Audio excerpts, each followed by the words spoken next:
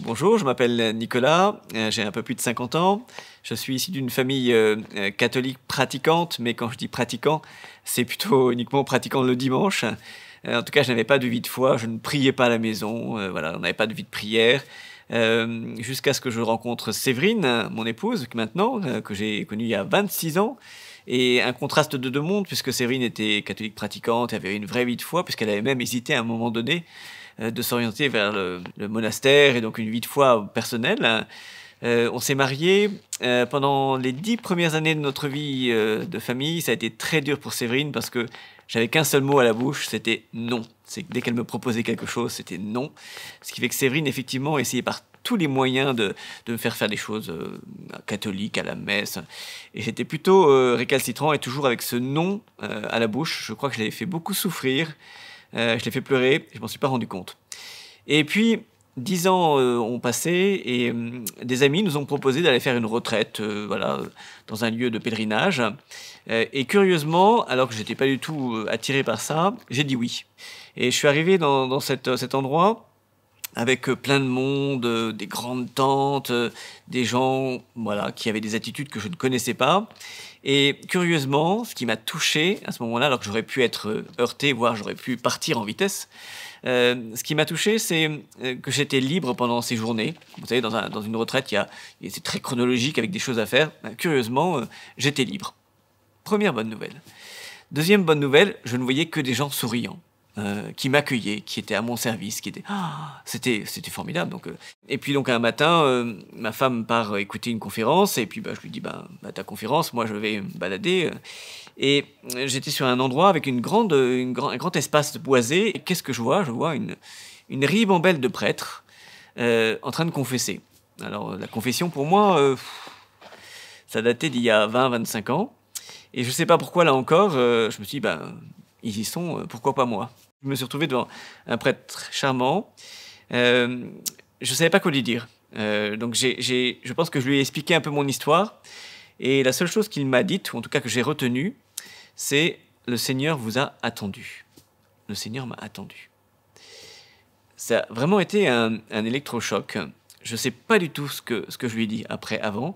J'ai quand même eu le sentiment que ma confession était pas top, vraiment pas intéressante. Mais en même temps, j'ai senti qu'il y avait un avant et un après. J'étais dans la paix. Dans une paix, mais royale, vraiment superbe. Je me suis retrouvé sur un banc, entre deux espaces, et je ne savais pas quoi faire. J'étais hagard. Une joie, enfin cette paix, elle s'était transformée en une joie intérieure énorme, mais malheureusement, rien ne pouvait sortir. Et ce qui est amusant, c'est que c'est à ce moment-là que ma femme est arrivée, et qu'elle m'a vu. Et quand elle vous en parle, elle parle du fait qu'elle avait vu que quelque chose s'était passé. Elle ne savait pas quoi, que j'étais incapable de parler.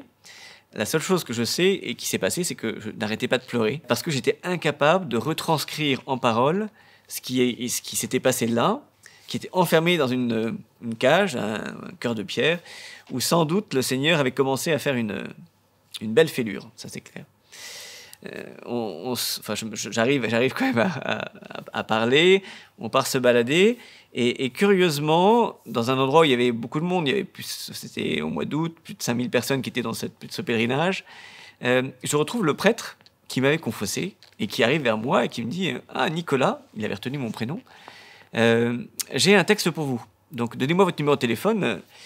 Et donc, le soir même, je reçois le message de ce prêtre. Il y a une chose que vous devez savoir, mes frères, c'est que pour le Seigneur, un jour est comme 1000 ans, et 1000 ans sont comme un jour. Le Seigneur ne retarde pas l'achèvement de ce qu'il a prévu, mais il use de patience envers tous, pour que chacun puisse être conduit au repentir. Et je ne sais plus la suite. Mais l'idée, c'est ça, voilà. J'avais beau être là depuis, donc j'avais 37 ans à l'époque, hein. Le Seigneur m'avait attendu pendant 37 ans. Eh bien, 37 ans, c'était pour le Seigneur rien du tout, quoi. Et cette notion du temps, je n'en ai pas bien pris conscience à ce moment-là, je pense. J'en ai pris conscience par la suite, parce que la session s'est déroulée. On est rentré et la vie a repris presque normalement. Un an après, c'est un signe quand même pour moi, on s'était dit qu'on ferait la même retraite. Et malheureusement, je me suis ouvert la jambe 3 jours avant la retraite, et donc j'ai pas pu y aller. Et je me suis retrouvé en vacances, sur un lieu de vacances, mais avec le profond sentiment que ma place n'était pas sur ce lieu de vacances, qu'elle était ailleurs. Et donc j'ai découvert le manque. Et voilà, par ce manque, j'ai découvert qu'il me manquait quelque chose et que j'avais vraiment vécu quelque chose de fort dans cette retraite, par cette confession. Et voilà, et tout ce qui a suivi après, c'est une période où par des petites touches, des petits pas, avec le temps qui n'était pas le mien, qui était le temps du Seigneur, j'ai donc eu un chemin de foi qui m'a permis de rejoindre mon épouse. Et pour finir, j'ai eu l'habitude de dire que dans ma vie avec mon épouse, c'est ma femme qui était la locomotive et moi le wagon de charbon qui au début tirait le frein à fond en arrière. Et que cette vieille locomotive, ce vieux train s'est transformé en un TGV avec 2 motrices qui nous permet d'avancer en couple, chacun avec notre vitesse. Parfois l'un tire l'autre, parfois l'autre tire l'autre. Mais en tout cas d'avancer ensemble dans cette vie de joie, de prière et de découverte du Seigneur. Et pour moi, c'est une vraie joie aujourd'hui.